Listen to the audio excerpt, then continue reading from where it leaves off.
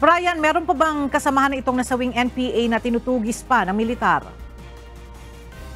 Yes, Ella, patuloy ngayon ang ginagawang hot pursuit operation ng mga militar sa dalawa pang miyembro ng mga rebelding New People's Army o NPA matapos na nangyaring engkwentro kahapon sa probinsya ng Sorsogon.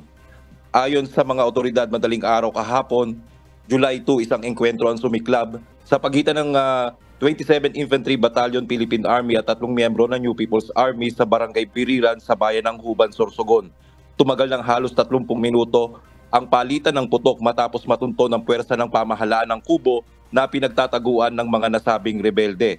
Nagresulta ng pagkakasawi ng isa sa mga ito ang nangyaring engkwentro na hanggang ngayon ay inaalam pa ang pagkakakilanlan nito.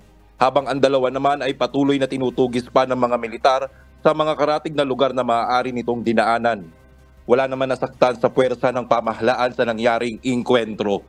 Kaugnay nito, nasamsam din sa pinagtataguan ng mga rebeldeng grupo ang iba't ibang mga armas gaya ng M653 rifle, mga bala at iba pang mga personal na kagamitan.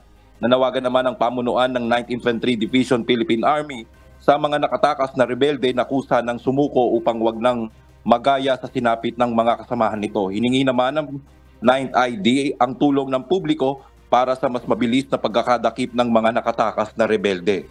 Sa ngayon ay kinukumpirma natin sa 9th ID Philippine Army ang impormasyon na napatay na rebelde ay ang pinakamataas na leader ng NPA sa Sorsogon na si Arnel Estillar alias Mando.